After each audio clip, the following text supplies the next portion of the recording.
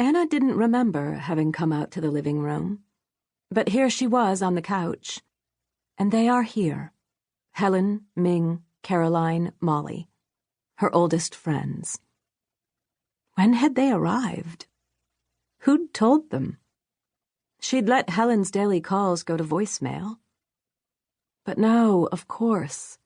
She'd picked up thinking it was one of her kids. Instead, it was Ming. She'd told Ming the whole shebang, from new recurrence to hospice. Didn't give any room for questions. You'll tell the others for me. Don't. She'd shuddered when Ming said, I'm coming. Of course, all of us are coming. Now they were here, her gang since childhood, and it felt good to have them gathered in her vaulted living room. Caroline telling a story about her older sister, Elise, who always has all the trouble. Caroline describing another of Elise's episodes, but in her usual way, funny, a bit resigned but not sarcastic. Never ironic with Caroline. Instead, always reserved hilarity. How had they done all this getting here? Anna knew they'd driven. Great Barrington, Manhattan, Arlington, Larchmont. But all that moving seemed impossible. Leaving the house felt impossible.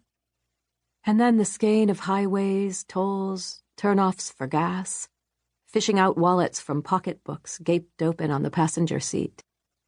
More than even the effort, it seemed the world with its unstoppable movement was an undoable tangle, or an extinct language she'd once understood.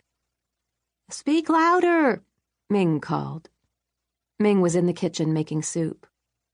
I don't want to miss anything. Anna followed the story, or mostly she did. She laughed along, Helen laughing her big optimistic whoop, Molly's eyes tearing up the way they do, and her silent, gulpy laugh. And there was Caroline's hilarious way of gesticulating with flexible eyebrows as much as with hands that swooped and sliced the air. They have done so much laughing, these five. They'd managed to laugh their way through even the unlaughable.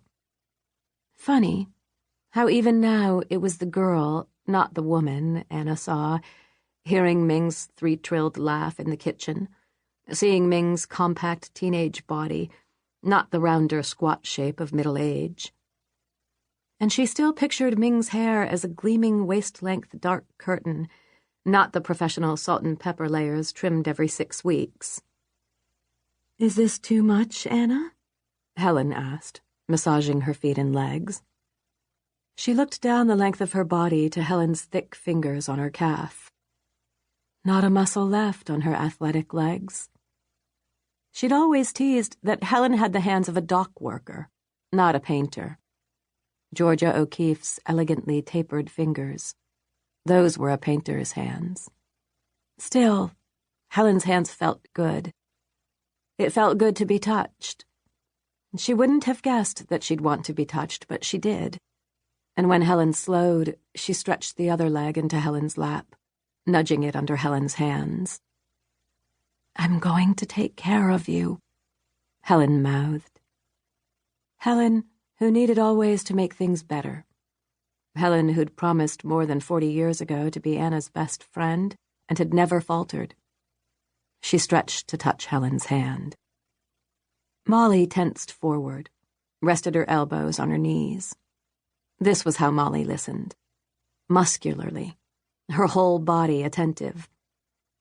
And, just as Anna knew she would, Molly cocked her head and lifted her dimpled chin toward Caroline's voice. Anna hadn't been out here in the living room for days. There was almost too much to look at. Every wall covered with art she'd bought or been given. There, on the table, in a blue glass bowl, hundreds of tiny starfish collected at Point Reyes.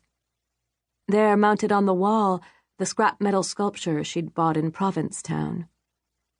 Clustered on a shelf, mason jars of cardinal feathers. Hours she'd spent selecting and arranging. All the tableau of pretty. How had she ever done all that? All that going and doing. All that caring for beauty. Anna closed her eyes, listened, so entirely familiar the dips and lilts of her friends' voices.